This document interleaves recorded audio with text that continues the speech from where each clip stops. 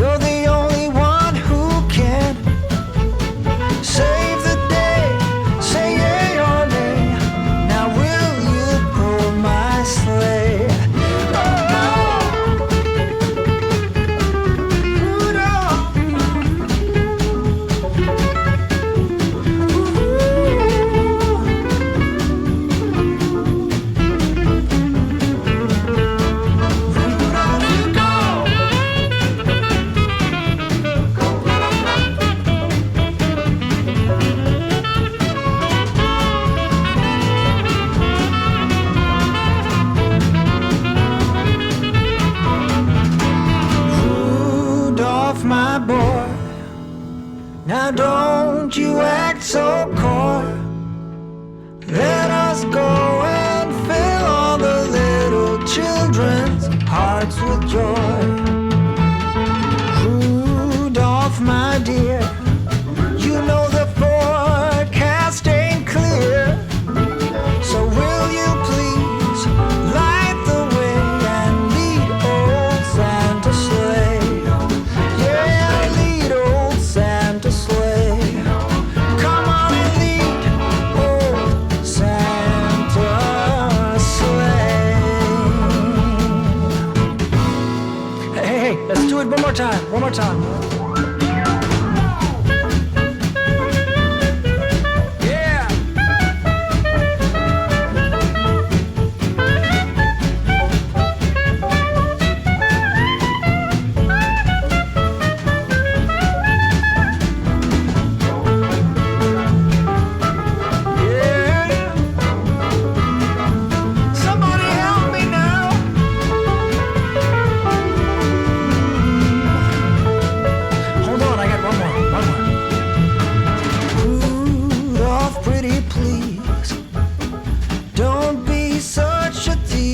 So Greg and I stopped for a Parmesan sub that was split. And pizza fries are the bomb. Hey guys, what's up? Look at this. This is that crazy curly girl method. I don't even know what the heck this is right now going on with my head. But Greg and I went out today. There's two things I want to tell you guys. That's funny. Alright, well, funny and serious. Okay, the first thing is, Greg and I drove past a farm today, and we saw some cows that were outside, and they were like eating and all that kind of good stuff. And there's like a little section where there's just a few trees. I don't know, probably like 10 trees or something. So it's not heavily wooded. But there was a deer that was hiding kind of like over in the woods eating with one of the smaller cows, which we thought was kind of funny and ironic because, I mean, I don't know, I'm not a farmer, but from what Greg says, you can't have the deer around the cows because if they have a disease and they could spread it to the cows and all this other stuff. So typically, like, if you have a farm and you have cows, you want to kind of keep the deer away from the cows. But I thought it was funny because the deer was like kind of hidden so that it couldn't be shot at, which I thought was kind of cool because, one, because it is deer season, you have people that are out hunting the deer, but they're not going to shoot at somebody's cows because then the farmer would shoot at the person who tries to shoot at the cows, right? So kind of smart. And it was kind of like hidden in the woods, so the homeowner wouldn't shoot at it. It would have to go outside and try. I don't know. I just thought it was interesting. Am I making sense? I don't know. Part number 2 that I want to mention. There was something that came through on a Facebook group that I belong to, like a local community group. Somebody went on the other day, and I told Greg about it when I saw it, and apparently it didn't last very long. But it was somebody who was completely ranting about the fact that they went to Starbucks, and the guy that was there, we'll call him Mikey, that was there, he was rude, in her opinion. He wasn't rude, really. He just wasn't, like, cheerful enough for her.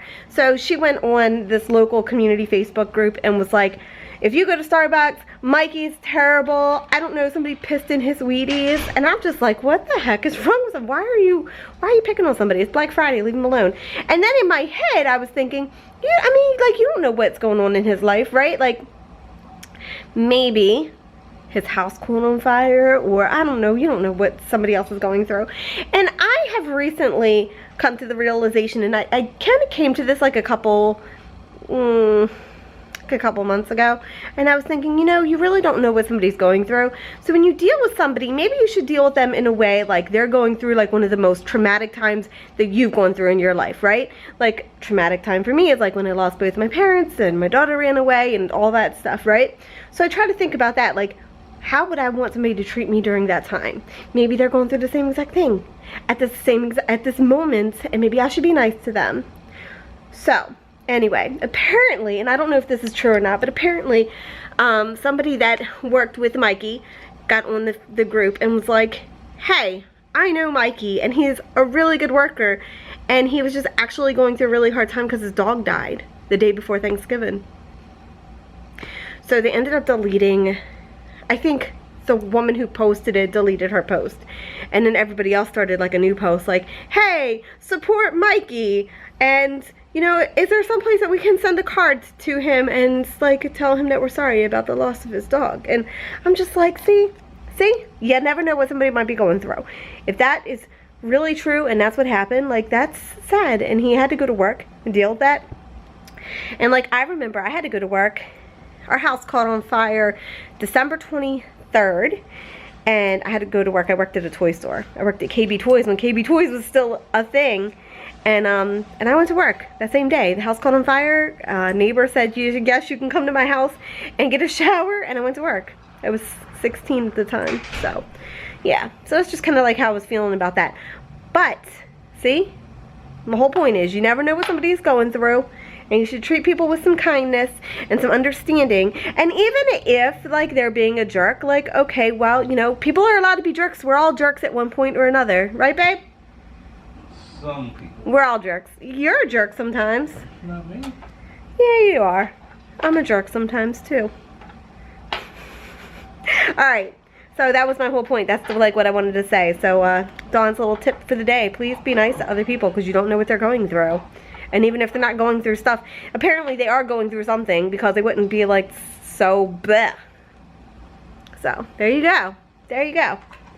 Alright, y'all. I'll catch up with you guys later. Just wanted to say those two little things. Cool. Catch up later. So the tree is basically done at this point. We're gonna put some icicles on and do like a few little touch-ups, but pretty much it's done. I love colorful trees. I know that a lot of people like to stick with like the one color or just plain white lights, but I like color because color is everything in life. Yes. Oh, it's so pretty. I love my tree.